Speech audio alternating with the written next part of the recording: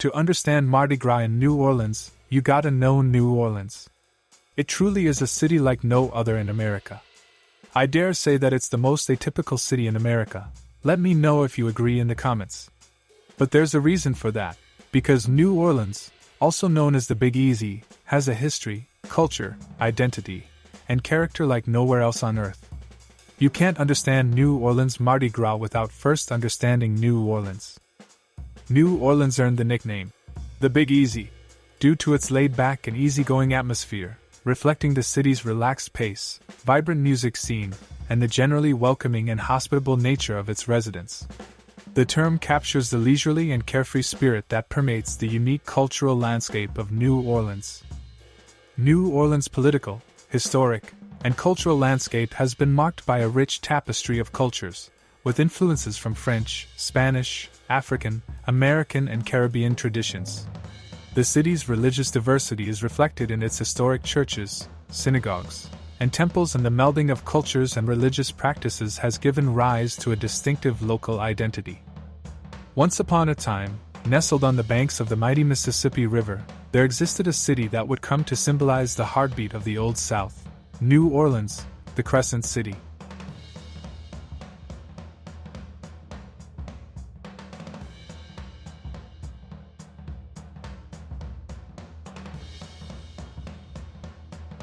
Its tale is one of strategic brilliance, economic opulence, and a rich cultural tapestry that weaves through the annals of American history. French explorer Robert Cavelier, Sieur de La Salle, claimed the area that would later be New Orleans for the French crown in 1682. Jean-Baptiste Lemoyne Sieur de Bienville founded New Orleans, or La Nouvelle Orleans, as it was originally known, in 1718, initially established as a French colony in the vast territory of Louisiana. The city's strategic location along the Mississippi River and the Gulf of Mexico made it a key port for trade and commerce, and later capital of the French colony in 1723. The pseudo-scientific understanding of race since the founding of the city was in keeping with the idea of prejudice and exploitation inherent in earlier generations since the Crusades. But the idea of separating groups into races was relatively new and propagated most by the doctrine of discovery signed by Pope Alexander VI in 1493, which justified European colonization and to enslave much of the rest of the world for the purposes of wealth building and Christian conversion. Race was never a scientific word, and later advances, such as DNA sequencing, has proven that we're all the same race, one species, with our DNA 99.9% the same. The document of discovery was finally repudiated on March 30, 2023 by Pope Francis, 530 years after its writing. But since we're going to mention the quote-unquote race relations of New Orleans, we'll use that term as it was understood at the time, primarily as a means of subduing indigenous tribes, stealing their land, western expansion, and of course, slavery of an entire peoples brought over against their will to North America, amongst other places. New Orleans had been the home for thousands of years by local tribes like the Choctaw who already lived in these parts of Louisiana. Some of the descendants of the Dejena band of Choctaw, Tunica Biloxi, Coushatta, Cheetah-Matcha, and Homa still call New Orleans home. The new French city was built on the land aptly known to the Choctaw as Bulbanka, meaning land of many tongues, and was an important social and economic location to many tribes. This was the only strip of land above sea level and eventually became the French quarter of the new city. Keep that in mind as we progress through time. The Native Americans were soon joined by French settlers and African slaves. The French settlers and blacks were soon followed by French-speaking Cajuns. Creole denotes a community with roots in the city's French and Spanish colonial past, often characterized by mixed European, African, and sometimes Native American ancestry. The term encapsulates a distinctive Creole language, although English had become the dominant tongue after the Louisiana Purchase. Creole culture is celebrated for its sophisticated cuisine, blending French, Spanish, African, and Caribbean influences, and is deeply intertwined with traditions like Mardi Gras festivities and the vibrant jazz scene. Cajun refers to a group of French-speaking Acadian exiles who settled in rural Louisiana after their expulsion from Canada in the 18th century. The Acadians were French colonists who settled in Acadia, the present-day maritime provinces of Canada, including Nova Scotia, New Brunswick, and Prince Edward Island. When the British gained control of Acadia through the Treaty of Utrecht in 1713, tensions arose between the Acadians, who maintained their French Catholic heritage, and the British authorities, who sought allegiance to the British crown. In 1755, during the French and Indian War, the British authorities, fearing that the Acadians might side with the French, issued an order to deport the Acadians from their homeland. This event, known as the expulsion of the Acadians or the Great Upheaval, involved the forced removal of thousands of Acadians from their homes. Families were separated, and many Acadians endured harsh conditions during their expulsion. Some were sent to British colonies along the eastern seaboard, while others eventually found their way to Louisiana. The Cajuns, as they came to be known, are the descendants of these Acadians who resettled in the swamplands and bayous of Louisiana. The forced migration and dispersion of the Acadians played a crucial role in shaping Cajun culture, contributing to their distinct linguistic, culinary, and musical traditions in the unique cultural mosaic of Louisiana and New Orleans. The Cajun culture is closely tied to the French language, specifically Cajun French, with English also commonly spoken within the community. Cajun cuisine, known for its hearty and rustic flavors, features dishes such as gumbo, jambalaya, and boudin, reflecting the region's abundant seafood and spicy seasonings. Traditional Cajun celebrations include fêtes doudou, dance parties that celebrate the lively Cajun music and dance. While Creole and Cajun cultures maintain distinct roots, the cultural melting pot of New Orleans has fostered a unique fusion. This fusion is particularly evident in the city's culinary scene, where dishes like gumbo and jambalaya showcase a blending of Creole and Cajun culinary traditions. The music scene, epitomized by jazz which had its foundations in the late 19th and early 20th centuries, also draws from both cultural heritages, as well as the other cultures of the area, namely that of Black New Orleans, creating a vibrant and eclectic soundtrack to the city's life. Festivals, such as the iconic Mardi Gras, reflect the harmonious coexistence of influences, contributing to the vibrant and diverse cultural fabric that defines New Orleans. The French controlled New Orleans until 1763 when the Treaty of Paris transferred Louisiana to Spain. In the late 18th century, the Spanish took control of the Louisiana Territory, including New Orleans. During their rule, the masked balls and street processions associated with Mardi Gras began to take shape. The Spanish added their own flair to the festivities, contributing to the eclectic mix of influences that define Mardi Gras today.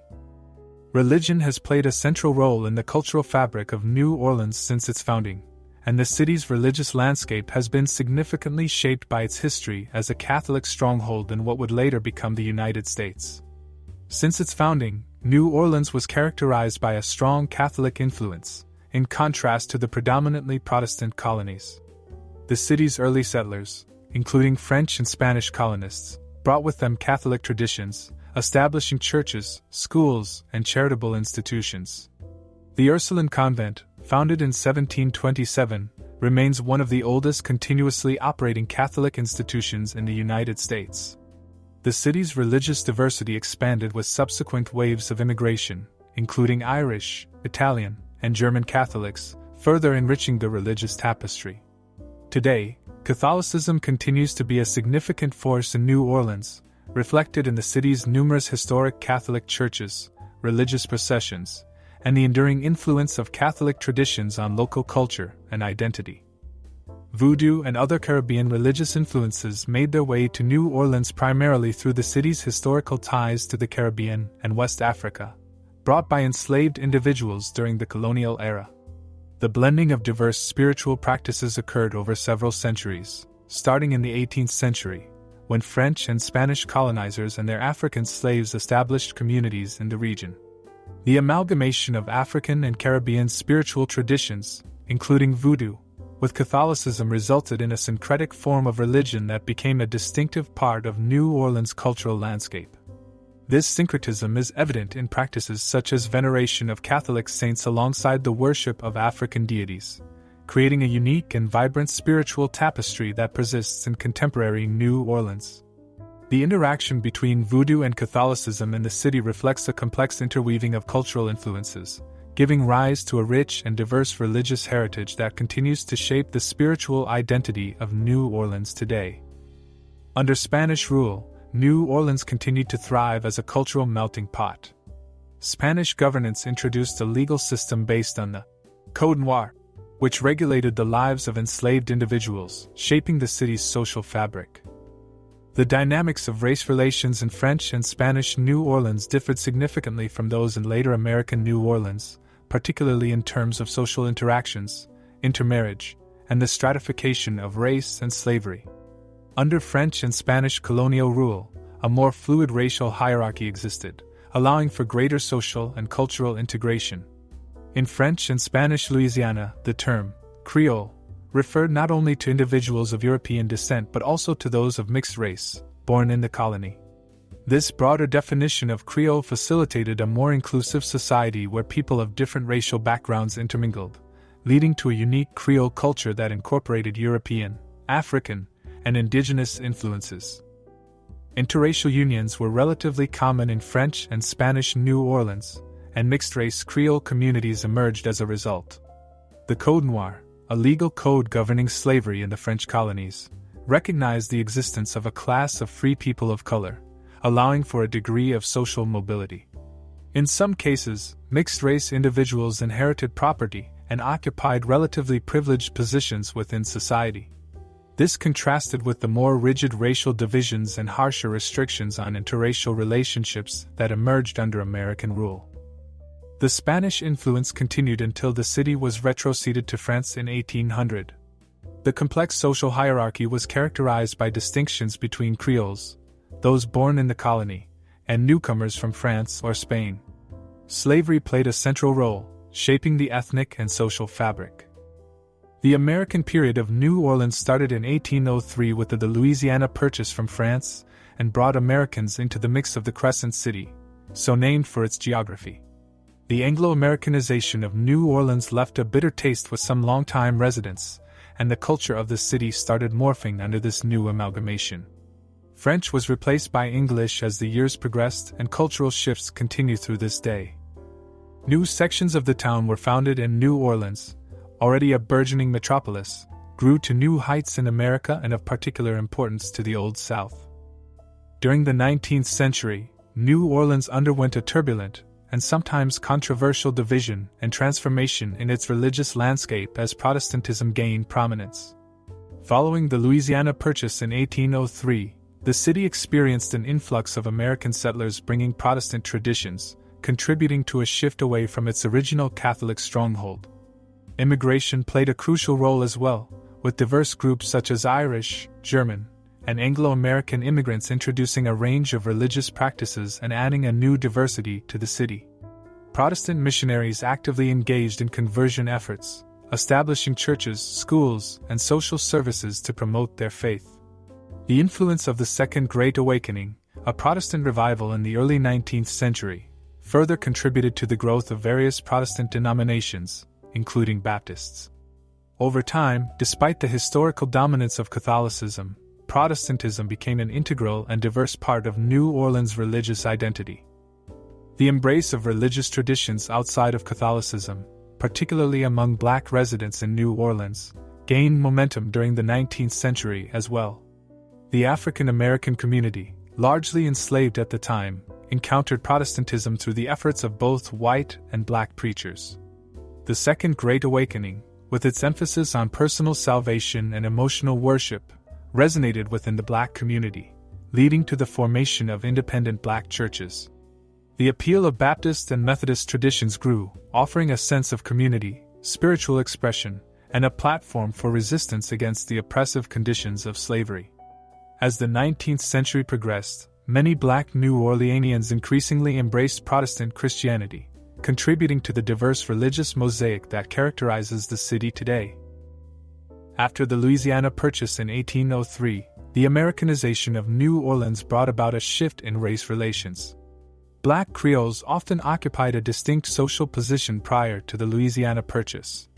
While racial distinctions existed, the French and Spanish colonial powers allowed for a certain degree of social mobility for free people of color. Some Black Creoles attained property, education, and even freedom, contributing to a more complex social hierarchy. Interracial relationships, including marriages between African, European, and indigenous individuals, were more accepted than they would be in the later American period. The American legal system imposed stricter racial categories and more oppressive laws governing the lives of free people of color. The one-drop rule, designating anyone with even a trace of African ancestry as black, became prevalent, leading to a more rigid racial stratification. Interracial marriage faced increased scrutiny, and the opportunities for social mobility that existed under French and Spanish rule diminished. Additionally, the institution of slavery became more entrenched and regulated, affecting the lives of black Creoles, whether free or enslaved. The economic reliance on slavery in the American South further contributed to the strict enforcement of racial boundaries. Despite these challenges, black Creoles continued to maintain and contribute to their unique cultural heritage. The Creole culture, with its blend of African, Caribbean, European, and indigenous influences, persisted through the difficult post-Louisiana Purchase years.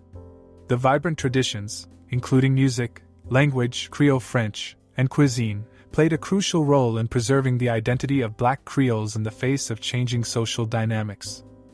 The life of a black Creole in New Orleans underwent a transformation from a more inclusive and socially mobile existence before the Louisiana Purchase to a period of increased racial stratification and legal restrictions in the post-1803 American era. Examples of this shift can be observed in the legal restrictions placed on free people of color, such as the 1806 and 1830 edicts that limited their rights and increased surveillance. Despite the growing stratification of race and slavery in American New Orleans, with enslaved individuals experiencing harsher conditions, the resilience of Creole culture endured, leaving a lasting impact on the rich tapestry of New Orleans history. The Battle of New Orleans, a pivotal conflict in the War of 1812, took place from January 8 to January 18, 1815, and is renowned for its significance in American history. The battle unfolded between British forces, led by General Edward Pakenham, and American defenders, commanded by Major General Andrew Jackson. Despite being fought after the official end of the War of 1812, news of the Treaty of Ghent, which concluded the conflict, had not reached the two sides, and the battle ensued. Jackson's forces, despite Jackson's racism, were composed of a diverse mix of regular soldiers, militia, free people of color, and Native Americans, and they successfully repelled the British in a decisive victory for the United States. The battle solidified Andrew Jackson's reputation as a national hero and boosted American morale, even though the war had technically concluded. In the aftermath of the War of 1812, New Orleans, as a city, found itself in a state of resilience and potential. The victory at the Battle of New Orleans played a crucial role in shaping the city's identity and its sense of pride. The influx of troops and the military presence during the conflict brought attention to the strategic importance of New Orleans as a port city and bolstered its economic prospects. Additionally, the city became a melting pot of additional cultures, with the diverse coalition of soldiers and volunteers contributing to the rich tapestry of New Orleans' unique cultural heritage. However, the post-war period also presented challenges, including the need for reconstruction, addressing war-related damages, and navigating the changing economic landscape. Despite these challenges, the Battle of New Orleans left an indelible mark on the city, influencing its growth and contributing to its enduring legacy in American history. The 19th century saw the emergence of Mardi Gras crews, social organizations responsible for orchestrating Mardi Gras festivities. These crews were instrumental in shaping the modern Mardi Gras experience. The Mystic Krewe of Comus, founded in 1857, is often credited as the first modern crew, introducing themes, floats, and organized parades. The antebellum period witnessed the expansion of the plantation economy, leading to an increase in the African American population. The Creole culture persisted alongside the growing Anglo-American influence. Social stratification persisted, and while cultural interactions occurred, there were also tension growth and laid the groundwork for its unique cultural amalgamation. In the sultry embrace of the Mississippi Delta, New Orleans once stood as the jewel of the Old South, a vibrant tapestry woven with the threads of cultural diversity, economic prosperity, and historical significance. Yet, the city's narrative took a tumultuous turn, marked by the Great Migration, the devastating Hurricane Katrina, and the resilient rebirth that followed. Picture the mid-19th century, where the sultry air of the deep South carried whispers of wealth and prosperity. New Orleans, with its strategic location at the river's mouth, emerged as the crown jewel of the southern states and by far the South's largest city. The Mississippi River, a liquid highway of trade and opportunity, flowed generously through its veins, propelling the city into the economic stratosphere. The very soul of New Orleans was steeped in the riches of the plantation system. Vast fields of cotton and sugar cane, tended by the hands of enslaved labor, stretched as far as the eye could see. The city's port, a bustling hive of activity, became the nexus where the bounty of the land met the waiting vessels, ready to transport the treasures of the South to the far reaches of the world. At one time, it was the second largest port in the United States and the fourth largest worldwide. New Orleans faced tumultuous times during the Civil War. Louisiana seceded from the Union in 1861, and the city fell into Confederate hands. New Orleans, as the bustling port city at the mouth of the Mississippi River, held strategic significance for both the Union and the Confederacy. Control of the city meant dominance over the crucial waterways connecting the western and eastern theaters of the war. Additionally, New Orleans was a vital hub for the South's cotton trade and a key source of revenue. Recognizing its importance, Union forces under the command of Admiral David Farragut initiated a campaign to capture the city in early 1862. The Union's campaign to capture New Orleans culminated in the Battle of New Orleans, which took place from April 18 to April 25, 1862. Farragut led a naval force that successfully navigated past Confederate defenses, overcoming obstacles such as the infamous river chains and forts guarding the city. On April 25, Union forces officially occupied New Orleans, marking a turning point in the Civil War, altering the trajectory of the conflict and influencing strategic decisions in the Western theater. The Union's control over this key southern city had a ripple effect, impacting the Confederacy's ability to sustain its war effort and contributing to the eventual Union victory. The Battle of New Orleans stands as a testament to the significance of strategic victories in shaping the course of the Civil War. This event not only had a profound impact on the city itself but also influenced the larger war effort, altering the dynamics of the conflict in the Western theater. The capture of New Orleans had far-reaching consequences for the Civil War. Firstly, it severed a crucial supply line for the Confederacy, hindering their ability to transport goods and troops along the Mississippi River. The loss of New Orleans also undermined the South's economic stability, as the Union gained control over the South's major center of trade and commerce. Efforts to split the Confederacy in two gained momentum. New Orleans' fall set the stage for further Union successes in the Western theater, ultimately contributing to the Union's overall strategic advantage. Following the capture of New Orleans, the city underwent a period of occupation and reconstruction. Union forces faced the challenge of managing a city with deep Southern sympathies, and the occupation brought about significant social and political changes. The experience of New Orleans during this period reflected the broader challenges of Union-occupied Southern cities.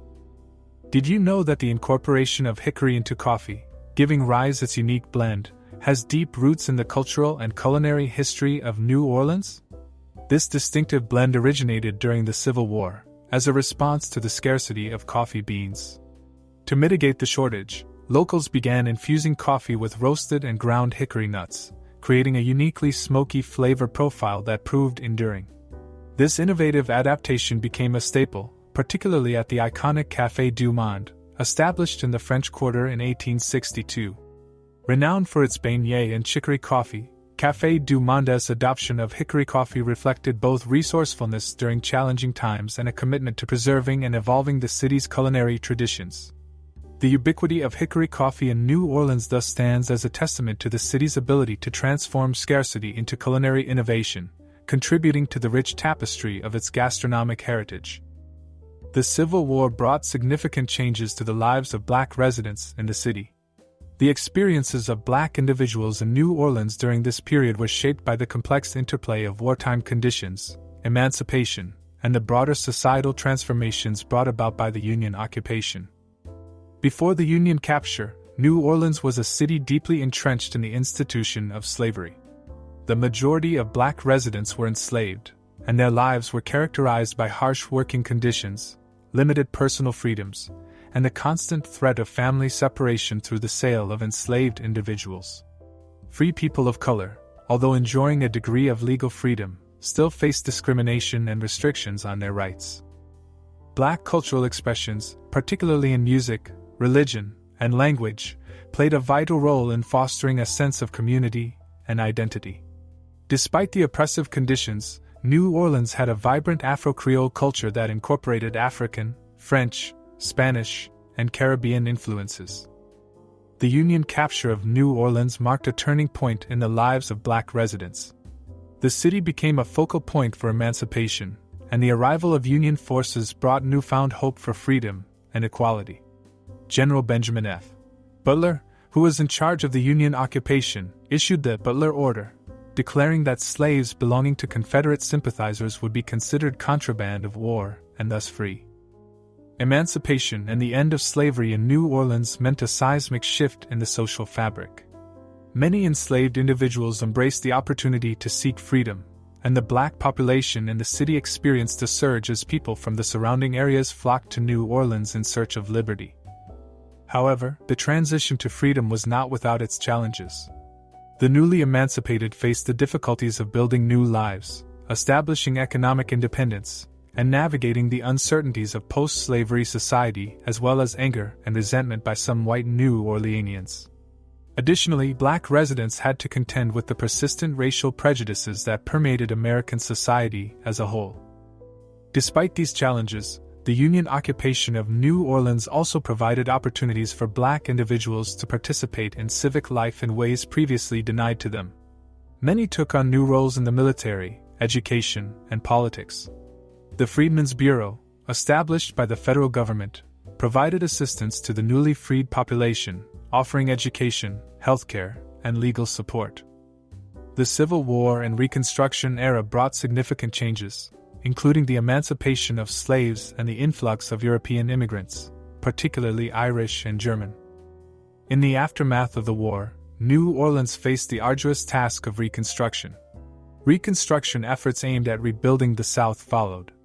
Reconstruction efforts led to shifts in power dynamics, with African Americans gaining political representation and an end to slavery. However, as Reconstruction waned, the rise of racial tensions and the implementation of Jim Crow laws took its place. Despite its rich cultural heritage, New Orleans, like many southern cities, grappled with the harsh realities of segregation.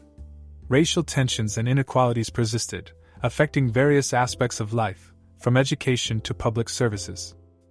Life for black residents in New Orleans underwent a profound transformation before and after the Union capture of the city in 1862. The end of slavery opened doors to new possibilities, but the challenges of Reconstruction and the persistence of racial discrimination shaped the ongoing struggle for civil rights and equality in the post-Civil War era. The legacy of these transformative years continues to influence the cultural and social dynamics of New Orleans today. The winds continued to blow, and the economic landscape shifted. Railroads snaked their way through the South, challenging the river's monopoly on transportation. The once unchallenged Crescent City found itself navigating a new reality, one where other southern metropolises, like the burgeoning Atlanta and industrial Birmingham, rose to prominence. As the 19th century waned, the Industrial Revolution swept through the South, transforming agrarian landscapes into urban jungles. New opportunities beckoned, and the economic focus shifted away from the once dominant Crescent City. The 20th century saw further demographic shifts, including the Great Migration of African Americans, from 1910 to 1970. The Great Migration ushered in a wave of change, reshaping the landscape of cities across the United States. African Americans, seeking escape from the shackles of Jim Crow laws and pursuing newfound economic opportunities, flocked to urban centers. New Orleans, too, witnessed this influx, altering the city's demographic mosaic and adding a new chapter to its storied history. Through it all, the city continued to be a melting pot of cultures. World War I and the Great Depression left enduring imprints on New Orleans, intersecting with the broader historical context of the Great Migration. The economic impact of World War I spurred African American migration from rural areas to the city, seeking job opportunities in the booming wartime economy. This migration contributed to shifts in demographics and heightened racial tensions. As the Great Depression unfolded, New Orleans, like much of the country, despite these challenges, the city's cultural expressions, notably in jazz and blues, endured as powerful forms of resilience. The jazz-infused streets of the French Quarter and the Python Hotel rooftop garden echoed with the rhythms of change as neighborhoods transformed. The Treem and Storyville, once thriving African American communities, became a crucible of resilience and creativity, birthing jazz legends like Louis Armstrong. New Orleans' cultural heartbeat persisted, pulsating through the veins of the city despite the challenges of the Great Migration. It was in these large brushstrokes of history that jazz truly became a worldwide phenomenon as Black New Orleanians moved and brought their music and culture to the wider world. The period also marked the emergence of civil rights activism, as Black New Orleanians advocated for economic opportunities and equal rights. In navigating adversity, the Black community in New Orleans demonstrated strength, cultural vibrancy, and a commitment to challenging systemic injustices, contributing to the broader narrative of the Great Migration's impact on African American communities across the United States. World War II exerted a transformative influence on New Orleans, significantly affecting both the city as a whole as well as its Black community. The economic boom brought about by wartime industries and military bases altered the social and demographic landscape, with increased urbanization and migration. The war also contributed to a heightened political awareness among Black residents, sowing the seeds for activism that would later define the civil rights movement. Black New Orleanians found employment opportunities, both in the military and on the home front, contributing to economic empowerment within their community. The experiences of Black military personnel, serving in segregated units and facing discrimination both overseas and at home, became a catalyst for their activism upon their return. The fight for freedom abroad fueled a determination among Black veterans to challenge racial injustice, positioning them as central figures in the post-war struggle for civil rights and equality in the United States. During the era of the civil rights movement, Black residents of New Orleans grappled with a myriad of challenges rooted in deeply ingrained racial segregation and discrimination. Life for Black New Orleanians was marked by pervasive racial divisions, from segregated schools and public facilities to limited economic opportunities and the pernicious effects of voter suppression. However, amid these challenges, a wave of civil rights activism emerged, with Black individuals in New Orleans actively participating in protests and movements to dismantle discriminatory systems. Despite the obstacles, there were notable victories and progress during the civil rights movement. Landmark legal decisions, such as the Supreme Court's 1954 ruling in Brown v. Board of Education, set the stage for desegregation efforts, including local cases challenging the Orleans Parish School Board. The fight for voting rights gained momentum, culminating in the passage of the Civil Rights Act of 1964 and the Voting Rights Act of 1965, which sought to eradicate discriminatory practices and promote political equality. In the post-civil rights era, life for Black New Orleanians began to see improvements.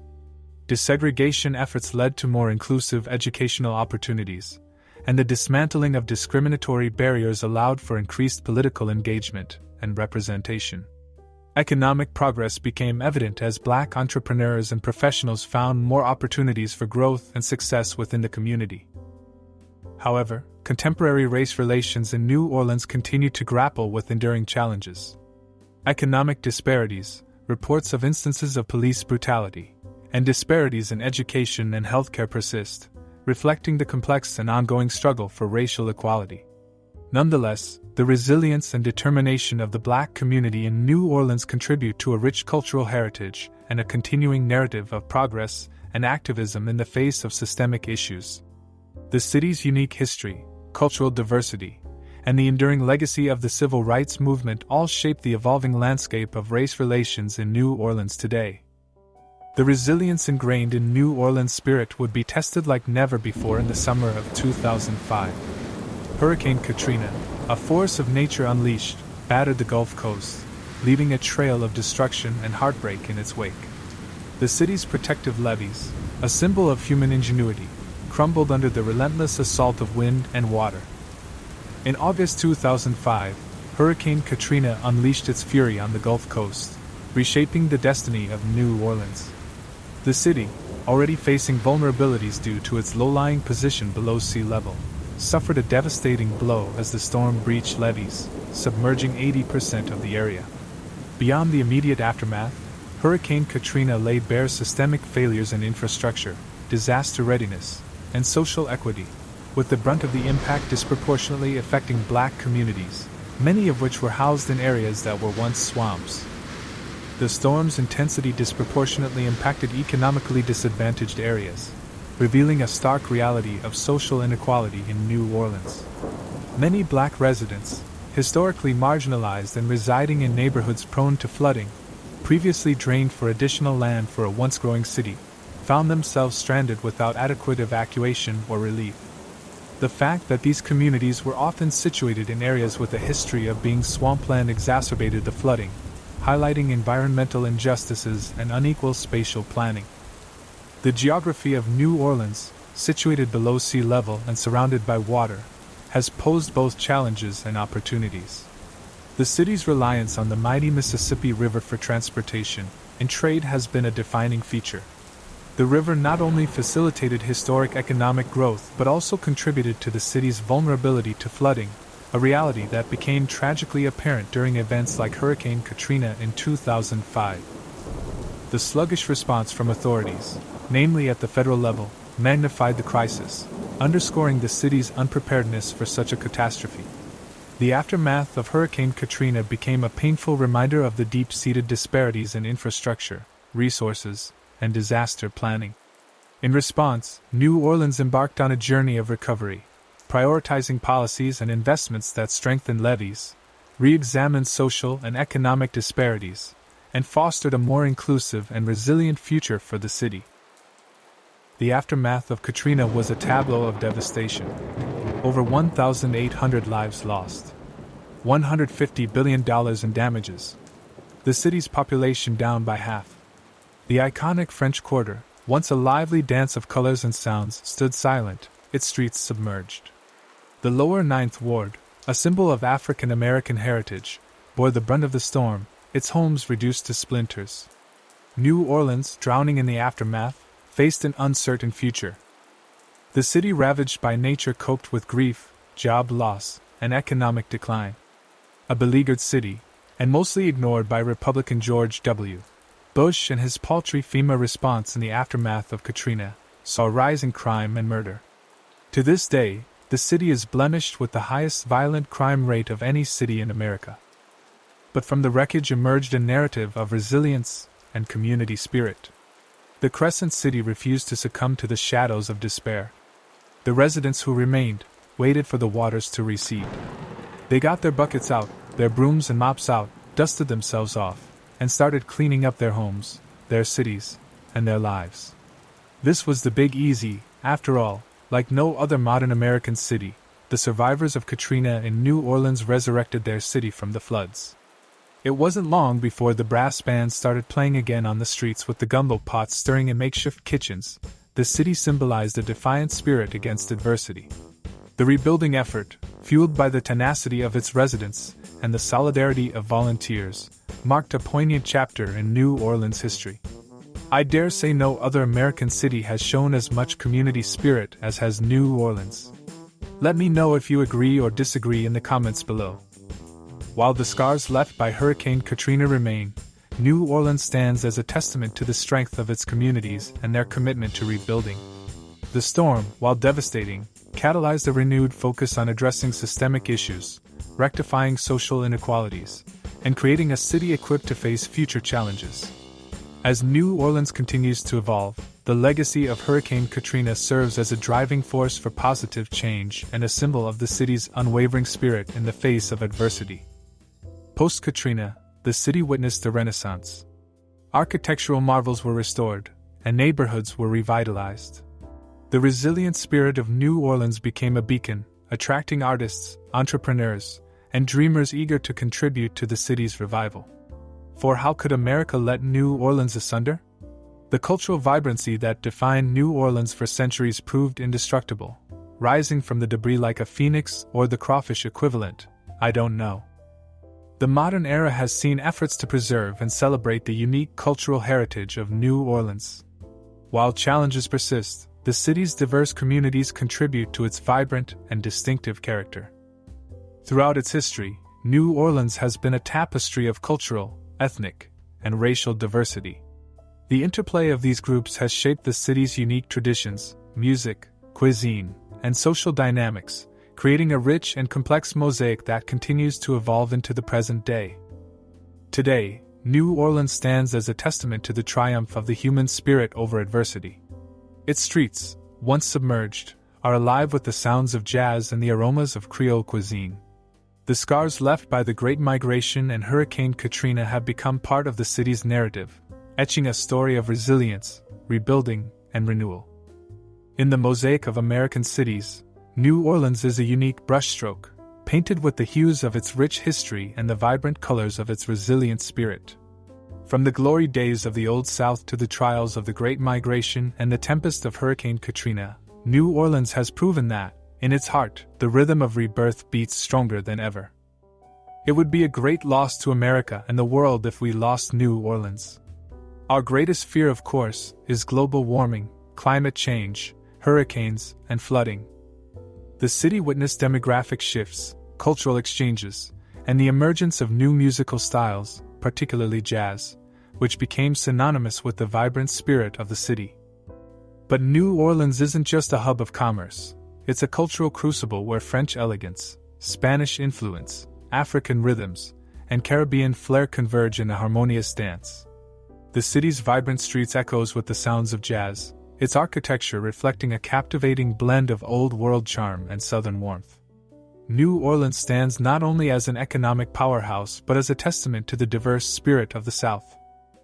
The rhythmic heartbeat of the Old South now echoed in different cadences, and New Orleans, while forever enshrined in history, relinquished its role as the de facto capital to a new era. Today, as we stroll through the cobblestone streets of the French Quarter or sway to the jazz notes in any parts of the city, we are reminded of New Orleans' illustrious past and its continued importance to the cultural fabric of America and the wider world. Its rise and fall, a captivating narrative etched into the very soul of the Old South, stand as a testament to the ever-evolving symphony of American history. In the heart of the enchanting Crescent City, a cultural renaissance has blossomed, breathing new life into the vibrant tapestry of New Orleans. This rebirth emerged like the jazz melodies that filled the historic streets, celebrating the city's unique fusion of French, African, Spanish, and Creole influences. In the latter half of the 20th century, as the echoes of Hurricane Katrina's devastation still lingered, a collective commitment to safeguarding the city's cultural heritage ignited a movement that went beyond preservation. It became a symphony of revival. Amidst the charming architecture of historic neighborhoods and the aroma of gumbo wafting through the air, this renaissance unfolded with a pledge to revive and cherish the essence of New Orleans, including Mardi Gras. One of its most intriguing chapters is the rekindling of the French language in the city's schools. In the aftermath of Katrina's reckoning, educators and communities rallied to reintroduce French into the curriculum, recognizing it as more than just words but as the soulful rhythm that connects the city's present to its French colonial past. Beyond the classroom, the Renaissance breathed life into preservation efforts, turning New Orleans into a living canvas of cultural expression. Local artists adorned the cityscape with vibrant murals, musicians filled the air with melodies that echoed through the French Quarter, and community-led initiatives embraced the spirit of traditional festivals. It was a revival that touched every cobblestone, every wrought iron balcony, and every corner where the echoes of history whispered in the wind.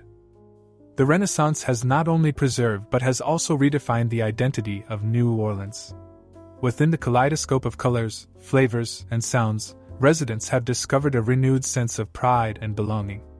The resilience of this community, faced with challenges ranging from natural disasters to the shifting tides of time, is a testament to the enduring spirit that the Renaissance has kindled. As the sun sets over the Mississippi River, casting its golden glow on the lively streets, the Renaissance of New Orleans continues to weave a captivating narrative. It is not merely a movement, It is a celebration of the city's diverse heritage, an ode to its resilience, and a promise to future generations that the colorful mosaic of New Orleans will forever be a beacon of culture, community, and revival. As we have discovered, New Orleans has seen many changes and much adversity. Laissez-les bons temps rouler, or let the good times roll, serves as a powerful motto for New Orleans, encapsulating the city's resilient spirit and determination to embrace joy even in the face of adversity. This phrase embodies a cultural philosophy that encourages locals to pick themselves up, dust off the challenges they face, and keep everything in perspective. In the context of New Orleans history, the city has weathered numerous storms, both literally and metaphorically. From natural disasters like Hurricane Katrina to broader socioeconomic challenges, the people of New Orleans have consistently demonstrated a remarkable ability to bounce back with a sense of optimism. Let the good times roll encapsulates this ethos, urging residents to celebrate life, find joy in the midst of difficulties, and maintain a positive outlook. The motto also reflects the city's commitment to its unique cultural heritage. New Orleans is renowned for its vibrant music scene, diverse cuisine, and lively street festivals. In the face of hardship, the people of New Orleans often turn to these cultural expressions as a source of strength and a way to uplift spirits. The call to let the good times roll is a reminder of the city's resilience through celebration. Furthermore, the phrase is an invitation to have some fun, emphasizing the importance of embracing life's pleasures, even in challenging times. It symbolizes a collective decision to find joy in the present, celebrate the city's rich traditions, and build a sense of community through shared experiences.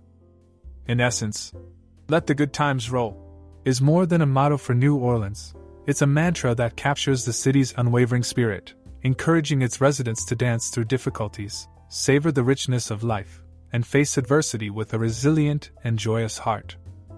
Throughout its history, Mardi Gras in New Orleans has served as a cultural bridge, bringing together people from diverse backgrounds to celebrate a shared tradition. The festivities provide a platform for cultural expression, fostering a sense of unity and community that transcends historical divides. In our next chapter, we'll explore how these historical influences have shaped the unique traditions and celebrations of Mardi Gras in New Orleans today.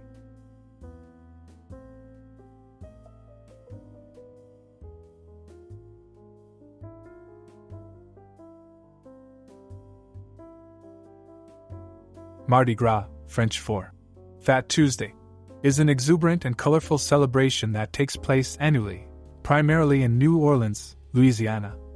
This lively event is deeply intertwined with the religious calendar, specifically with the period of Lent leading up to Easter. To truly understand the significance of Mardi Gras, we must quickly delve into the origins of Lent and its connection to the festivities. Lent is a solemn season observed by many Christian denominations, signifying the 40 days of fasting, repentance, and penance before Easter Sunday. This period mirrors the 40 days that Jesus spent fasting in the desert, as described in the Bible. Lent officially begins on Ash Wednesday and concludes on Holy Saturday, just before Easter Sunday. During this time, believers often give up certain luxuries or habits as a form of self-discipline and spiritual reflection. Ash Wednesday marks the commencement of Lent, and it gets its name from the practice of placing ashes on the foreheads of the faithful. These ashes are typically derived from the burning of palm branches blessed on the previous year's Palm Sunday. The ritual symbolizes mortality, repentance, and a commitment to spiritual renewal. As the Lenten season progresses, the 40 days of solemn reflection pave the way for the extravagant celebration of Mardi Gras. While Lent encourages self-discipline and sacrifice, Mardi Gras serves as a final, exuberant opportunity for revelry and indulgence before the somber period of Lent begins. It's a time to let loose, have fun, and enjoy the pleasures of life before the more introspective and austere practices of Lent take hold. The essence of Mardi Gras lies in its festive and carefree atmosphere, where people come together to celebrate life and embrace the joyous spirit of the occasion. The combination of vibrant parades, flamboyant costumes, lively music, and an abundance of delicious food and drink contribute to the festive atmosphere. Mardi Gras is a time when people cast aside their inhibitions, embrace a sense of community, and partake in the exuberant festivities that make this celebration world-renowned. In the following parts, We'll explore the traditions, history, and cultural significance that make Mardi Gras in New Orleans a truly unique and unforgettable experience.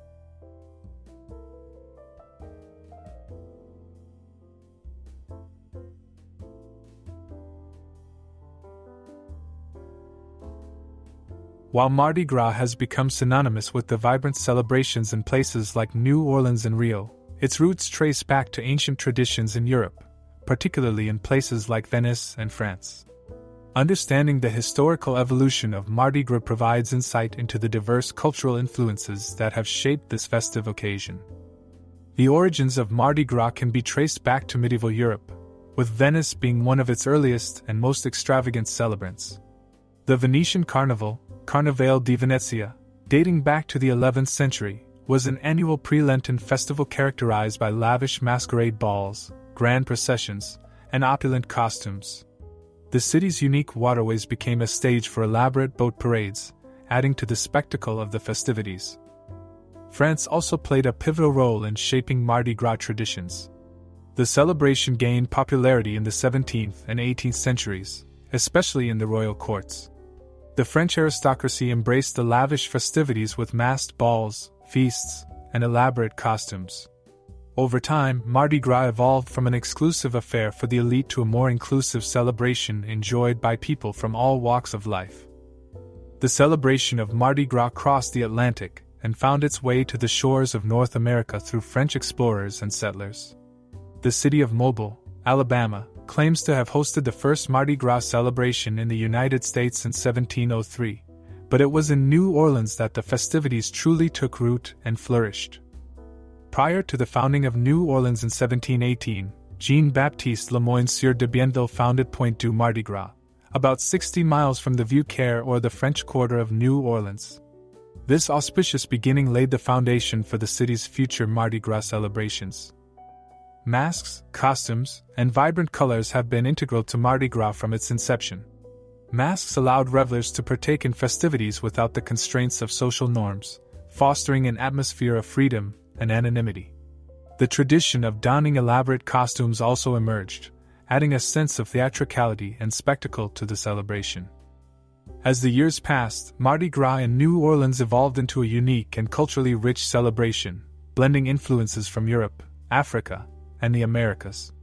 The city's diverse population contributed to the development of distinct Krewes, each with its own traditions and style of celebration.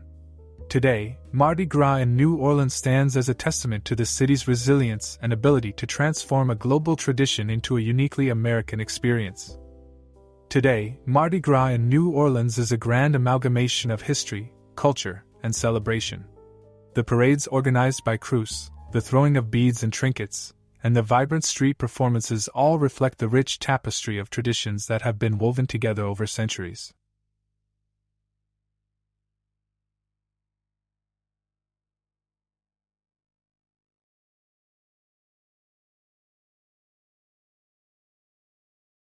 Get ready to be swept away in a wave of colors, music, and excitement as we dive into the magical world of Mardi Gras parades in New Orleans.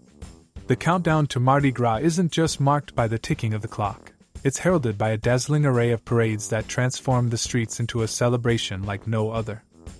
New Orleans boasts an impressive lineup of Mardi Gras parades, and the festivities kick off well before Fat Tuesday itself.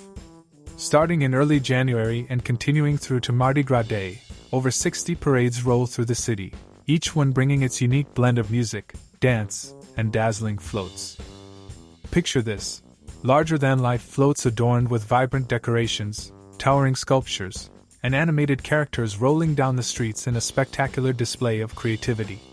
With each parade featuring numerous floats, the cityscape transforms into a moving tapestry of color and imagination. The excitement begins weeks before Mardi Gras Day, with parades from various Krewes like Endymion, Bacchus, Orpheus, and Zulu taking center stage. These processions win their way through the city, captivating crowds with elaborate themes and jaw-dropping designs. Mardi Gras Day itself is the crescendo of this vibrant symphony. The Rex Parade, Zulu Parade, and many others bring the festivities to a peak, filling the air with infectious energy and leaving indelible memories for all who witness the spectacle. Ever wondered about the secret behind those mesmerizing floats? Enter the world of moving tableaus. These are essentially mobile, visual stories that unfold on the floats, capturing the essence of a chosen theme. From historical narratives to whimsical tales, these moving tableaus are like giant, rolling storybooks that transport parade-goers into different worlds. The artists and workshops behind these floating masterpieces play a crucial role. Kern Studios, a legendary force in the Mardi Gras world, is known for its unparalleled craftsmanship. From sketching initial concepts to sculpting and painting, Kern Studios brings the visions of Krewes to life. These artists infuse each float with creativity, ensuring that every detail contributes to the enchantment of the parade. As you stand on the bustling streets of New Orleans, surrounded by the rhythm of marching bands, the cheering of the crowd, and the dazzling floats rolling by, you can't help but be captivated by the magic of Mardi Gras parades. It's a celebration that transcends time, blending tradition, artistry, and pure joy into an experience that's nothing short of extraordinary. So, grab your beads, put on your dancing shoes, and get ready to be swept away in the enchanting spectacle of Mardi Gras parades. Mardi Gras flambeaux are traditional, decorative torches used in Mardi Gras parades, particularly in New Orleans, Louisiana, during the Carnival season. The term flambeaux is French for torches or flares. These torches are typically made of metal and are equipped with a fuel source, allowing them to emit flames. The historic roots of Mardi Gras flambeaux can be traced back to the 19th century. In the early days of Mardi Gras parades, which began in the 1830s in New Orleans, the streets were not well lit, and nighttime processions were common. To illuminate the parades and provide light for the revelers, African American slaves and free people of color were employed to carry torches. This practice continued into the early 20th century. Carrying flambeaux became a significant part of the Mardi Gras tradition, and over time, the role of flambeaux carriers evolved. They would dance and twirl their torches, creating a visually striking and lively spectacle during the parades. Today, flambeaux carriers are often hired performers who showcase their skills by performing intricate and captivating routines with the torches. While the original purpose of the flambeaux was functional, providing light in nighttime parades, it has become a cherished and iconic element of the Mardi Gras celebration, adding a touch of history and spectacle to the festivities. During a Mardi Gras parade in New Orleans, the festivities typically kick off with the dramatic entrance of flambeaux carriers, lighting up the night with their decorative torches. Following them, a military or marine marching band may lead the way, contributing a patriotic and ceremonial element. Next, members of the crew on horseback make an appearance, often tossing beads to the excited crowd. The highlight of the parade involves the king of the crew, who rides on a lavish float accompanied by royal attendants or crew members. Themed floats, the heart of the parade, follow, each representing a unique aspect of the chosen theme for the year. These floats are adorned with decorations, and crew members on board throw beads, toys, and trinkets to the cheering spectators. Lively marching bands, featuring high school or college performers, continue to entertain the crowd with vibrant music. The parade unfolds with additional floats, walking groups, and performers representing various organizations or themes. Toward the conclusion, special closing floats or vehicles may appear, featuring crew members tossing additional throws to the excited crowd. The parade typically wraps up with closing remarks or announcements, marking the end of the vibrant and dynamic Mardi Gras celebration. Throughout the parade, the festive atmosphere, lively music, and the tradition of collecting throws contribute to the unique and unforgettable experience of Mardi Gras in New Orleans. Mardi Gras parade themes in New Orleans often reflect the creativity and whimsy of the participating crews, showcasing a diverse array of concepts that capture the spirit of celebration. Traditional themes might revolve around mythology, history, or cultural celebrations such as Greek gods and goddesses, or Roaring Twenties. However, the city's irreverent and satirical spirit also gives rise to left-of-center themes, providing a humorous and often thought-provoking commentary on current events or social issues. For instance, a parade might take a satirical approach with a theme like political circus, playfully poking fun at the world of politics. Another left-of-center example could be cryptids and conspiracies, delving into the world of mythical creatures and conspiracy theories. These unconventional themes add a unique and thought-provoking dimension to the Mardi Gras parades, allowing crews to infuse their floats and performances with humor, satire, and a touch of the unexpected. But who puts on these parades? Let's answer that next.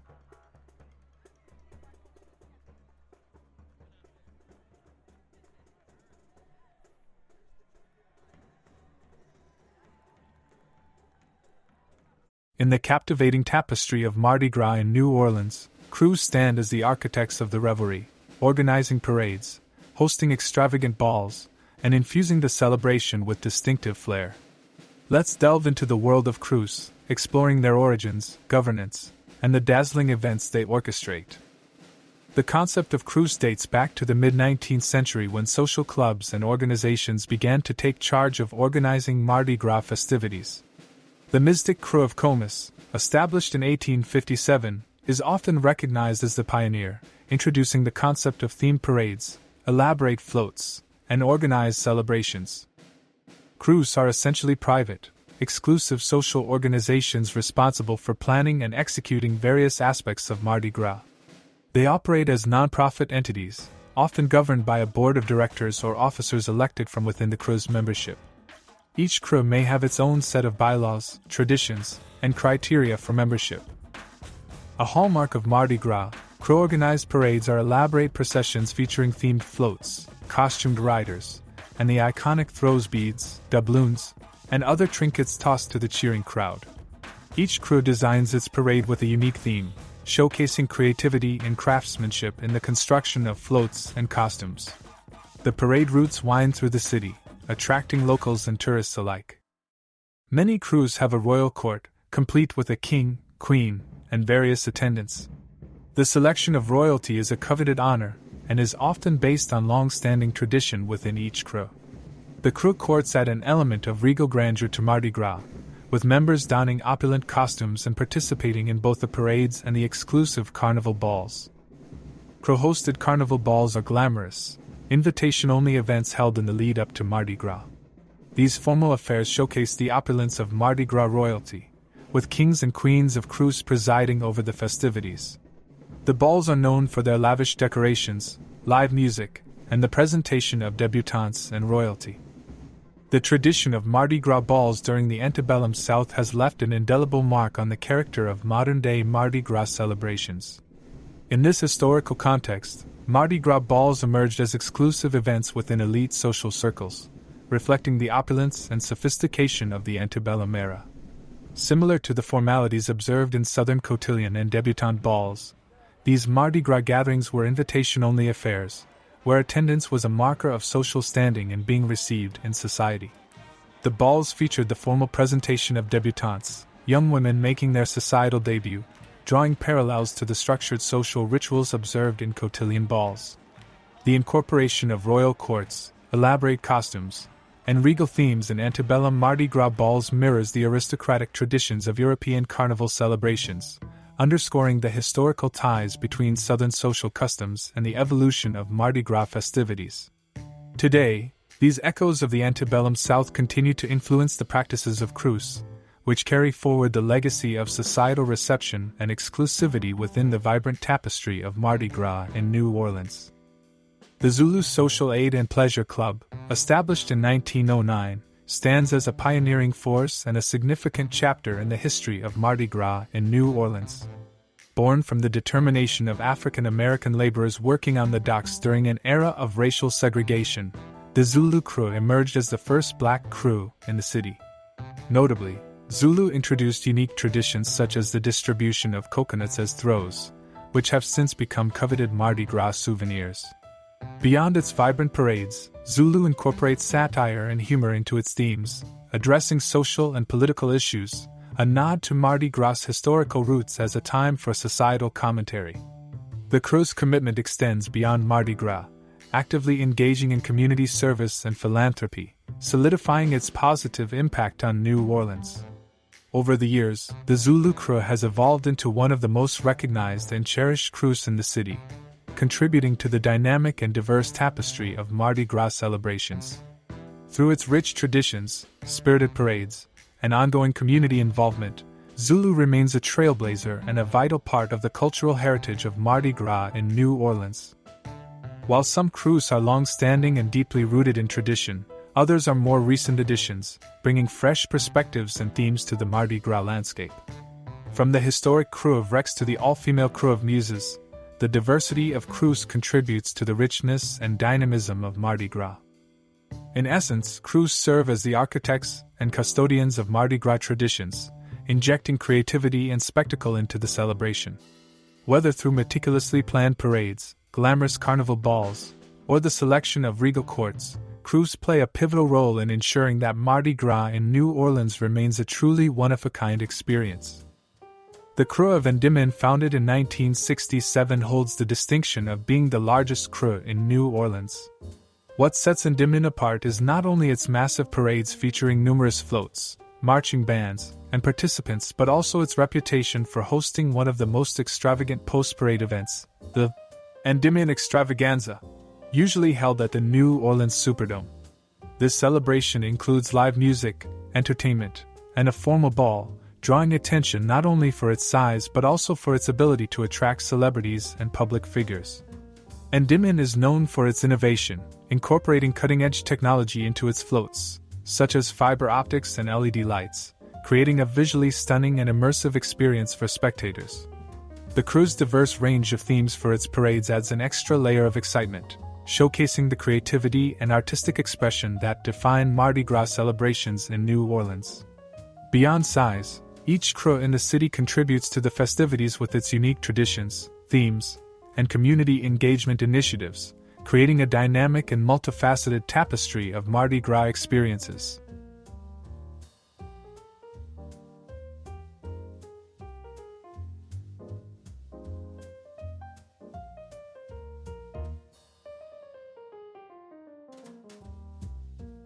Get ready to step into a world where flamboyance meets tradition, where colors collide, and where every street corner becomes a stage for a dazzling spectacle of costumes and masks. Welcome to the enchanting realm of Mardi Gras in New Orleans, where dressing up isn't just a tradition, it's an art form. Mardi Gras in New Orleans isn't just about watching parades, it's about becoming a part of the living, breathing artwork that adorns the city streets. The vibrant costumes and masks worn by revelers transform the celebration into a kaleidoscope of creativity and self-expression.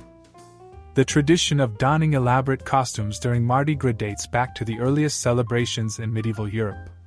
Over time, this practice evolved into a colorful and expressive art form, especially in New Orleans, where cultural influences from Europe, Africa, and the Caribbean converged to create a unique Mardi Gras identity. Masks play a central role in the Mardi Gras wardrobe.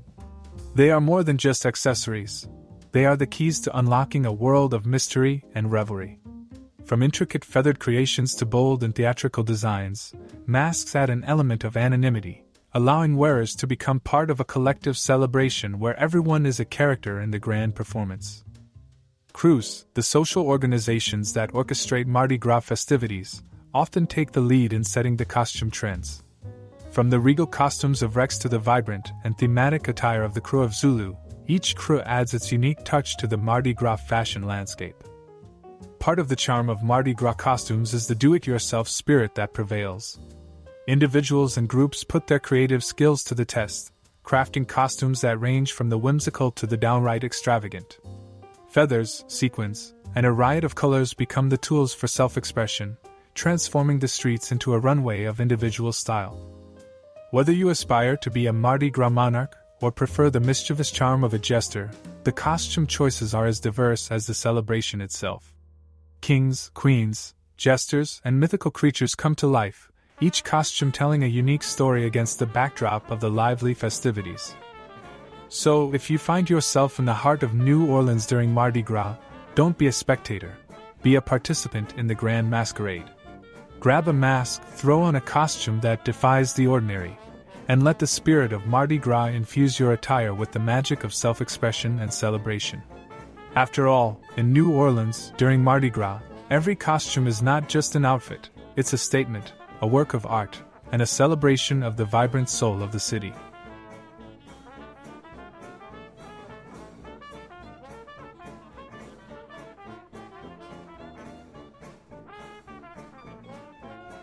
Throw me something, mister! Step right up, revelers. It's time to talk about one of the most iconic and thrilling traditions of Mardi Gras in New Orleans, the art of throwing beads and trinkets.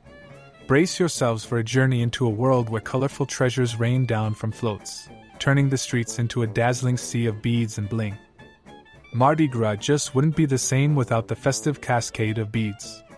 These aren't your ordinary beads. We're talking about strings of vibrant, eye-catching wonders that drape the shoulders of lucky recipients like badges of honor.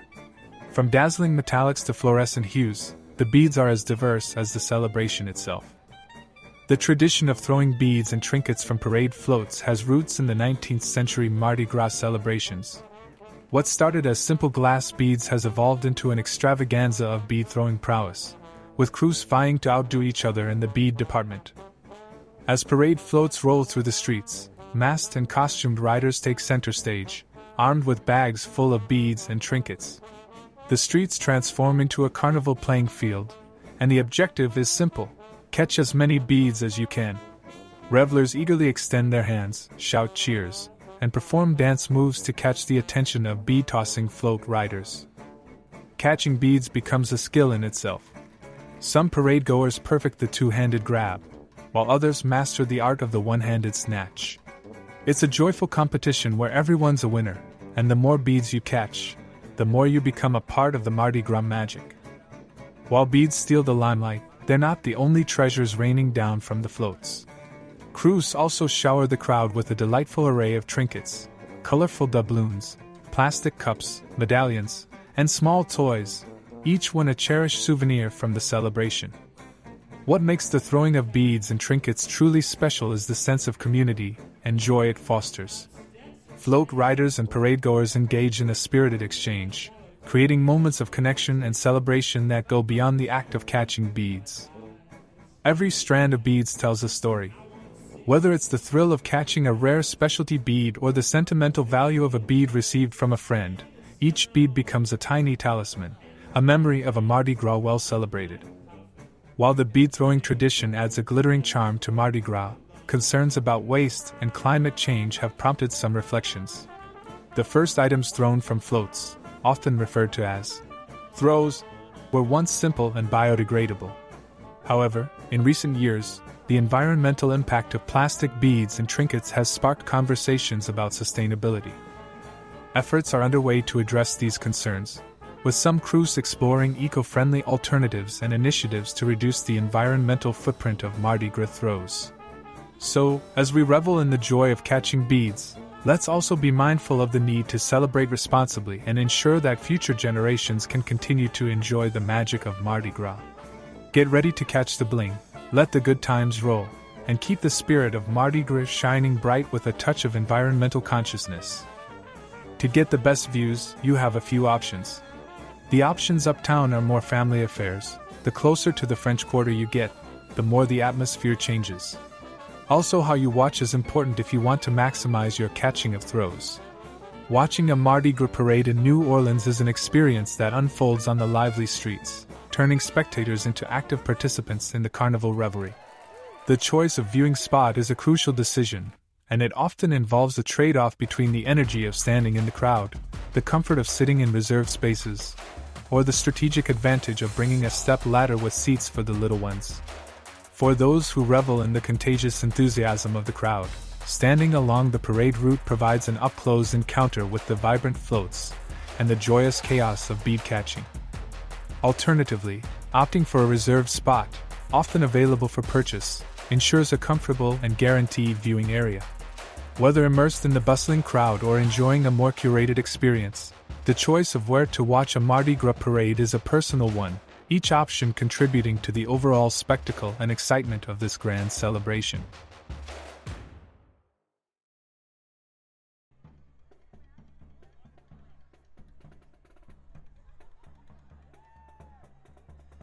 Dive into the sugary delight of the king cake, a Mardi Gras tradition that blends history, sweetness, and a dash of surprise. Originating from centuries-old European celebrations, the king cake has become a sweet symbol of Mardi Gras festivities, especially in the vibrant streets of New Orleans, since it was originally brought over from France in the 1870s. The roots of the king cake tradition can be traced back to ancient European celebrations of Epiphany, marking the arrival of the three wise men to the baby Jesus. The cake itself is believed to have originated in France, evolving over time as it became a symbol of the Carnival season. Central to the king cake tradition is the symbolic inclusion of a tiny, hidden figurine, often representing baby Jesus or another royal figure. This addition echoes the biblical story of the wise men seeking the newborn king and adds an element of surprise to the cake. Traditionally, king cakes were associated with the Christian feast of Epiphany on January 6th, also known as Twelfth Night. The cake symbolized the journey of the wise men, and the hidden figurine represented the Christ child. As Christianity spread, so did the king cake tradition, adapting to local customs and flavors. In the heart of Mardi Gras madness, New Orleans fully embraced the king cake tradition, adopting it as a staple for the Carnival season. The cake, often braided and adorned with colorful sugar in green, gold, and purple, the traditional Mardi Gras colors, became synonymous with the festivities leading up to Fat Tuesday. What sets the king cake apart is the thrill of discovering the hidden baby figurine. Tradition holds that the person who finds the baby in their slice must host the next celebration or provide the next king cake, a playful and interactive element that adds an extra layer of excitement to the Mardi Gras revelry. Just be careful, the little baby can be a choking hazard. The king cake tradition seamlessly weaves together ancient European roots, Christian symbolism, and the festive spirit of Mardi Gras in New Orleans. It's not just a cake, it's a sweet tapestry that spans centuries and cultures, creating a sense of continuity and community during the joyous Carnival season. So, as Mardi Gras approaches, and the aroma of cinnamon and sugar fills the air, don't forget to indulge in the sweet tradition of the king cake. From its historical origins to its modern incarnation in the heart of New Orleans, this delightful treat is more than just a dessert. It's a flavorful link to the past and a joyful embrace of the present Carnival spirit. Let the king cake reign supreme as a symbol of sweetness, surprise, and the enduring magic of Mardi Gras.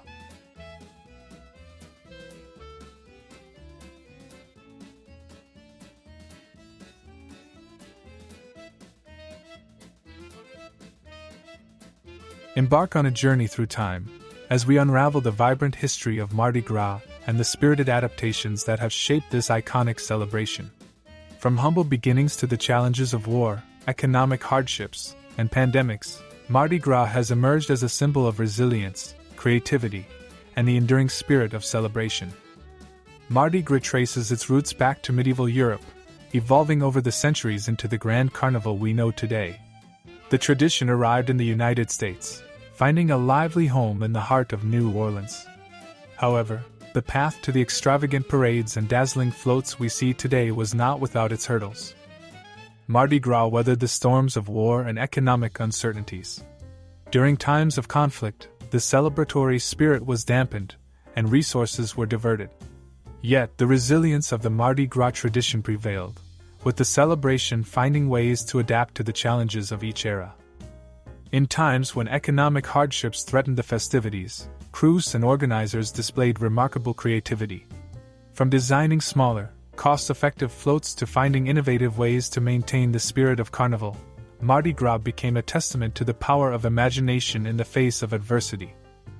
Even pandemics couldn't extinguish the Mardi Gras flame. During the Spanish flu of 1918 and more recently in the face of the COVID pandemic, the celebration adapted. Floats and parades found new ways to bring joy while ensuring the safety of participants and spectators. The spirit of Mardi Gras endured, showcasing the adaptability ingrained in its DNA. Even in 2006, the first Mardi Gras after the devastation of Katrina, the good times kept unrolling. New Orleans magazine called it the most important Mardi Gras ever, to prove their strength in adversity. The challenges of history sparked innovations that have become integral to Mardi Gras. From the dazzling throws that evolved from simple glass beads to the intricate, themed floats that tell stories, each challenge prompted a creative solution that added layers of excitement and depth to the celebration. As we navigate the historical challenges that shaped Mardi Gras, we find a celebration that has stood the test of time, emerging with newfound vigor after every setback. Mardi Gras isn't just a festival, it's a living, breathing testament to the resilience, creativity, and irrepressible joy of the human spirit. So, as the vibrant floats roll through the streets of New Orleans, and the sounds of revelry fill the air, remember that Mardi Gras is more than a moment in time. It's a celebration that has weathered history's challenges and emerged, time and again, as a symbol of unyielding resilience and the eternal pursuit of joy. Let the good times roll.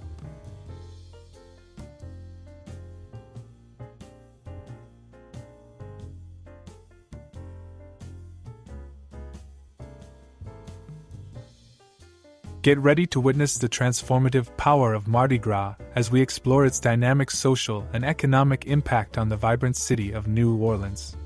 From the meticulous preparations leading up to the grand festivities to the artful cleanup that swiftly follows, Mardi Gras weaves a tapestry of celebration, community, and economic vitality. In the weeks leading up to Mardi Gras, New Orleans buzzes with excitement and preparation. The city becomes a canvas awaiting its masterpiece as crews work tirelessly to set the stage for the grand parades. Streets are adorned with vibrant decorations, and anticipation builds for the influx of visitors ready to immerse themselves in the carnival spirit. Parade days bring a whirlwind of energy, color, and road closures. As floats wind through the city, streets are temporarily transformed into parade routes, creating a mosaic of celebration. Locals and visitors alike navigate the closures, embracing the festive atmosphere as the heart of New Orleans beats to the rhythm of Mardi Gras. Mardi Gras isn't just a celebration, it's an economic engine that fuels the city, bringing roughly $1 billion to the city every year. From the hospitality industry to local businesses, the influx of visitors translates into a bustling economy. Hotels, restaurants, and shops experience a surge in activity, creating a lively atmosphere that contributes significantly to the financial vitality of the city. What goes up must come down, but in the case of Mardi Gras, the cleanup is a choreographed dance of efficiency. Post-parade, the city springs into action with cleanup crews working their magic to swiftly clear the streets. It's a testament to the dedication of the community to maintain the charm and cleanliness of the city, ensuring it's ready for the next wave of revelry. Balancing the economic boon with the need for efficient cleanup requires coordination and planning. The city's ability to seamlessly transition from vibrant parades to tidy streets reflects a commitment to preserving the beauty and functionality of New Orleans, making it a welcoming space for residents and visitors alike. Beyond the economic impact, Mardi Gras fosters a sense of community spirit. Neighbors come together to celebrate, share traditions, and revel in the joy of the season. The streets become a communal space where diversity, creativity, and the shared love for Mardi Gras create a tapestry of unity. So, as the floats roll by and the beads fly, remember that Mardi Gras isn't just a spectacle, it's a dynamic force that transforms the social fabric and economic pulse of New Orleans. From the meticulous preparations to the swift cleanup, Mardi Gras is a celebration that leaves an indelible mark on the city, echoing its vibrant spirit long after the last parade has passed. Let the good times roll.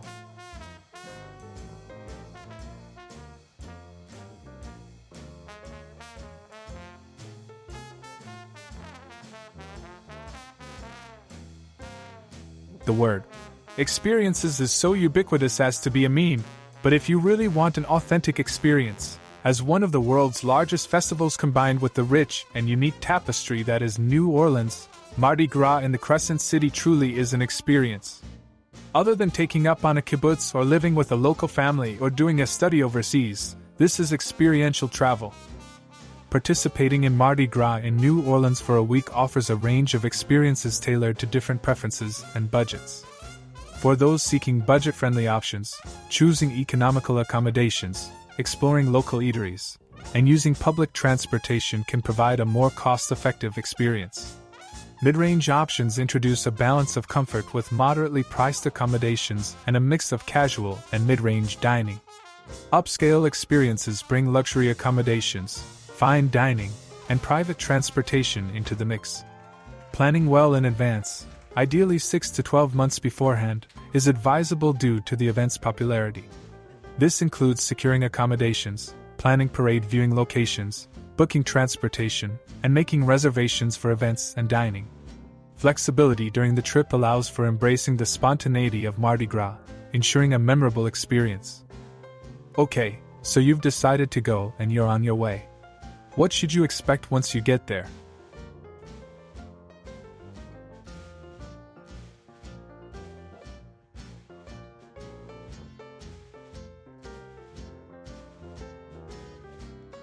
Get ready to be swept away by the enchanting symphony of sights, sounds, smells, and tastes that define the magical celebration of Mardi Gras in the lively streets of New Orleans.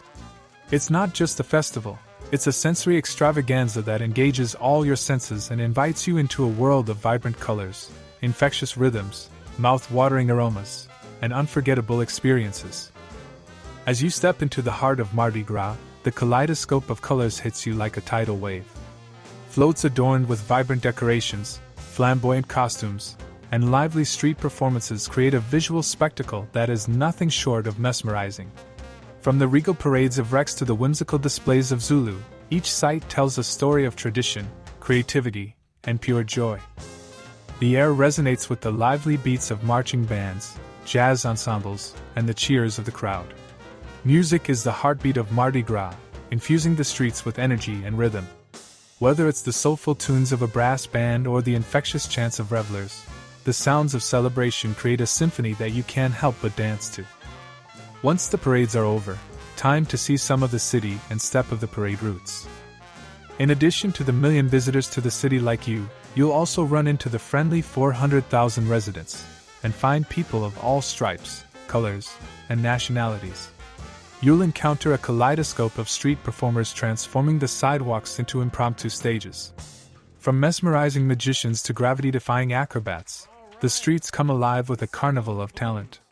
Expect to be wowed by fire dancers, thrilled by jugglers, or have your fortune read, or be charmed by living statues, all contributing to the eclectic and electric atmosphere of the celebration. New Orleans, the birthplace of jazz, boasts a music scene that is the lifeblood of Mardi Gras. Live bands and solo musicians line the streets, playing everything from soulful blues to upbeat brass band tunes. The intoxicating melodies of trumpets, saxophones, and drums create a symphony that echoes through the city, inviting revelers to dance and celebrate the spirit of Mardi Gras either outdoors or at legendary clubs like Preservation Hall. Maybe you'll stop for a hurricane at Pat O'Brien's as you check out the arts scene of the city. The arts scene in New Orleans takes center stage during Mardi Gras, with local artists showcasing their talents in the streets and in galleries. Vibrant paintings, intricate sculptures, and captivating street murals contribute to the visual feast that accompanies the revelry. The city becomes a canvas, each stroke of creativity adding to the festive and flamboyant atmosphere. The diversity of influences, from African and French to Caribbean and Spanish, creates a melting pot that inspires a multitude of artists to contribute to the city's vibrant arts scene. As you navigate the bustling streets during Mardi Gras, don't just be a spectator, become a part of the artistic celebration. Engage with street performers, dance to the rhythm of live music, and marvel at the creative expressions that adorn the city. New Orleans invites you to immerse yourself in a world where every step is a dance, every note is a melody, and every corner is a canvas waiting to be adorned. Flamboyant outfits and costumes, optional if you're a tourist, but if you're going to go to a traditional Krewes ball, bring a gown or tuxedo. Some Krewes sell tickets to their balls, so plan ahead. Mardi Gras in New Orleans isn't just a festival, it's a dynamic showcase of the city's artistic soul. The streets become a stage, and every performer, musician, and artist adds their unique brushstroke to the masterpiece that is Mardi Gras. So let the creativity flow, the music play, and the streets come alive with the vibrant arts scene that defines the heart and soul of the Crescent City. Follow your nose through the bustling streets, and you'll be greeted by the tempting aromas of Creole and Cajun delights. From the spicy jambalaya and gumbo to the sweet scent of beignet dusted with powdered sugar, Mardi Gras is a culinary journey that ignites your taste buds and satisfies your cravings for authentic Louisiana flavors. Indulge in the culinary treasures that New Orleans has to offer: savory crawfish boils, crispy fried chicken, and the iconic king cake that adds a sweet touch to the festivities. The tastes of Mardi Gras are as diverse as the city itself, a flavorful mosaic that mirrors the cultural richness of New Orleans. From catching beads during parades to joining the lively street parties in the French Quarter, Mardi Gras offers a myriad of activities. Explore the historic neighborhoods, marvel at the intricate float designs, and immerse yourself in the vibrant street performances. Don't forget to partake in the tradition of king cake, with the hidden baby adding an element of surprise to this sweet treat. Embark on a Mardi Gras adventure that extends beyond the parades, immersing yourself in the rich tapestry of New Orleans' cultural and historical gems. While the parades dazzle, take a stroll through the historic French Quarter, where vibrant street performers, eclectic shops, and charming architecture create a lively ambience. Delve into the city's past with a visit to the National World War II Museum, offering a poignant journey through history, and explore the profound exhibits at the Holocaust Museum.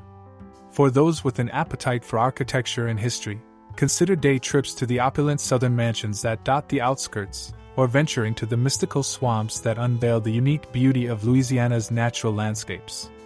Mardi Gras isn't just about the festivities. It's an opportunity to uncover the diverse layers of New Orleans' heritage, from its wartime contributions to the haunting beauty of its swamps and the echoes of Southern history in its grand mansions. So, let the spirit of Mardi Gras guide you through a kaleidoscope of experiences that extend far beyond the glittering parades. Mardi Gras is a melting pot of people from all walks of life. Engage with locals who are eager to share their love for the celebration, meet fellow revelers from around the world, and embrace the spirit of community that defines this grand carnival. You might encounter colorful characters, masked performers, and friendly faces eager to welcome you to the festivities. For those with disabilities or families with children, New Orleans is committed to providing an inclusive Mardi Gras experience.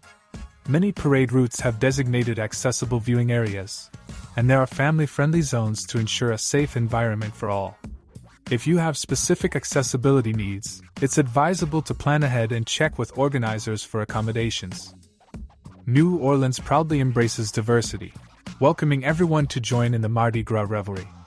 The city's vibrant LGBTQ+ community, including a large gay population, contributes to the inclusive and welcoming atmosphere. Mardi Gras is a celebration where everyone, regardless of background or identity, is invited to be a part of the joyous festivities.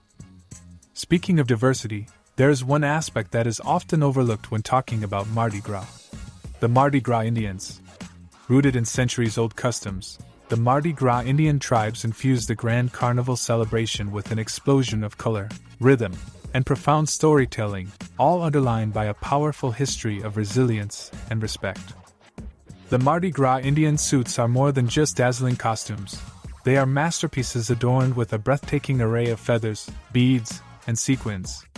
Each suit, a testament to dedication and skill, is a living canvas weaving together symbols and stories that echo through generations. The Mardi Gras Indian tradition is shrouded in secrecy and heritage. Divided into tribes, each led by a big chief, the Indians maintain their rituals with pride and camaraderie.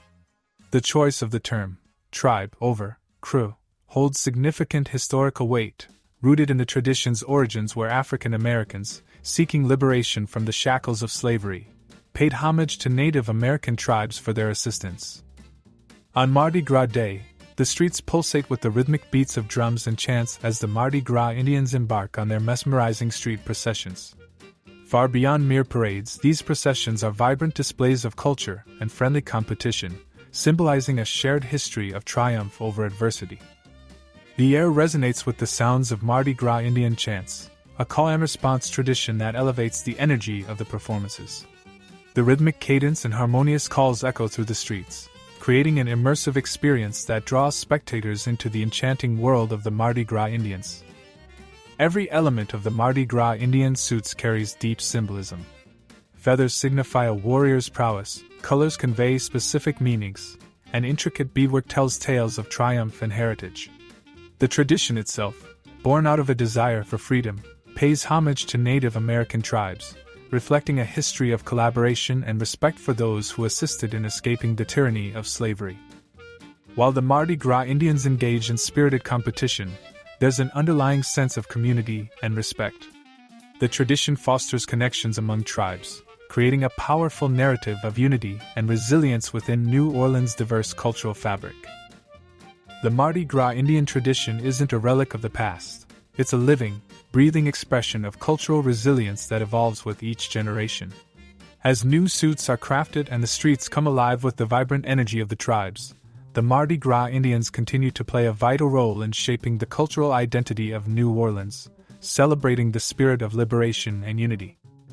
So, as you immerse yourself in the grandeur of Mardi Gras, don't miss the awe-inspiring spectacle of the Mardi Gras Indians. Their intricate suits, rhythmic chants, and rich traditions weave an extraordinary narrative that not only adds depth to the grand Carnival celebration but also pays homage to a legacy of liberation, respect, and unity.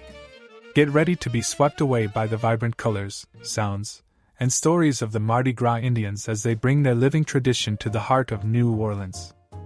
But there's even more diversity in the Big Easy. As an integral part of the United States, American culture courses through the veins of New Orleans. From the bustling energy of Bourbon Street to the iconic jazz and blues scenes, American influence permeates the city's music, cuisine, and lively street life. The democratic ideals and cultural diversity that define American identity find expression in the eclectic mix of communities that call New Orleans home. The French and Spanish colonial periods have left an indelible mark on the architecture, language, and traditions of New Orleans. The French Quarter, with its charming wrought iron balconies and narrow streets, whispers tales of the city's European past. Spanish influence is evident in the city's street names and fortifications, underscoring the complex historical dance that has shaped the Crescent City.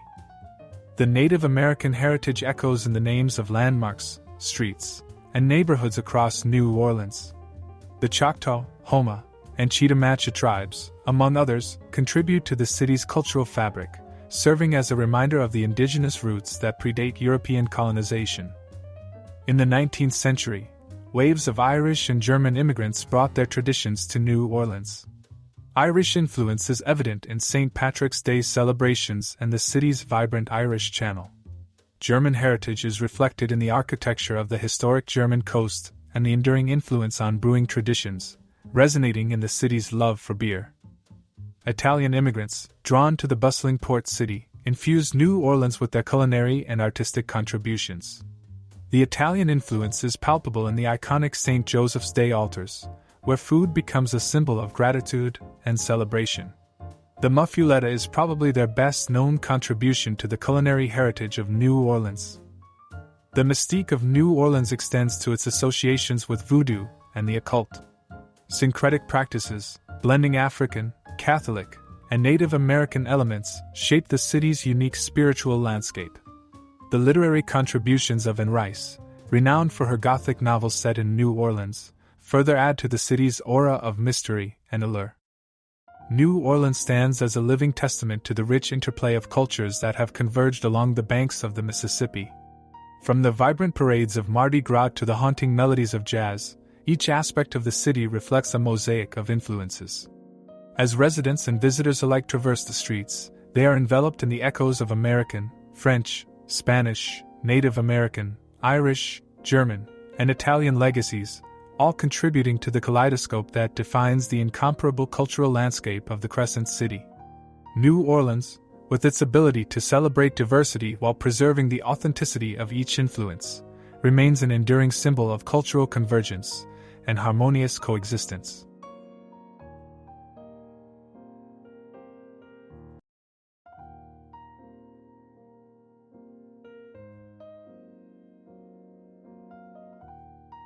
As you revel in the sensory overload that is Mardi Gras in New Orleans, remember that this celebration is not just an event, it's an experience that transcends the ordinary and invites you into a world of unparalleled joy, camaraderie, and cultural richness.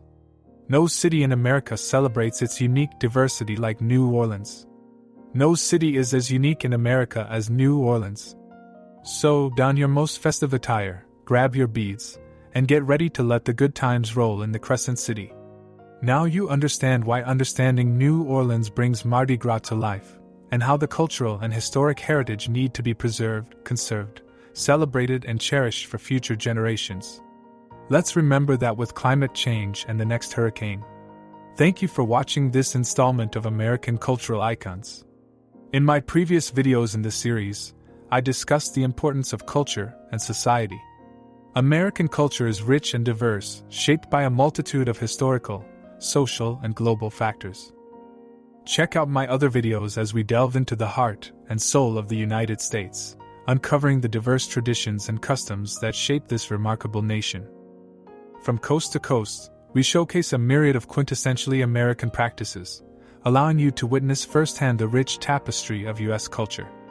Immerse yourself in the vibrant celebrations of Halloween, Thanksgiving, and Christmas, where time-honored rituals bring communities together in a joyous spirit of unity. Discover the melting pot of ethnicities that make up the American mosaic, and how they bring us all a little closer together. Explore the dynamic mix of cuisines, from Tex-Mex flavors to Southern soul food, as well as the distinct regional specialties that define each state's culinary identity. We also delve into the proud history and landmarks that have become symbols of American prestige, including the Statue of Liberty and Gettysburg. Gain insight into the values that underpin U.S. society, such as freedom, equality, and the pursuit of the American dream. So, join us on this captivating voyage as we unlock the essence of American culture, igniting your curiosity and broadening your understanding of this incredible nation. If you enjoyed this video, might I recommend Slavery and the Triumph of Family, Faith and Justice in Black America, and my treatise called Reviving Big Bands and Big Band Halls, which is a great video on why we need more third places in America, but also covers the history of jazz, big band and swing, which a good part of the video is dedicated to New Orleans. My channel, known as the Renaissance Spirit, is dedicated to the pursuits of a just, equitable, and humanitarian world. Video topics encompass areas including the history, politics, religion, personal development, society, culture, social and environmental justice, and other topics of liberal arts and sciences including ancient Rome and the Roman Empire, which is a great comparison and contrast of the modern world. Topics perfect for the true modern polymath. The Renaissance ushered in a golden age and the pursuit of knowledge both lost to time and yet to be discovered. It gave birth to the Enlightenment and the Age of Reason.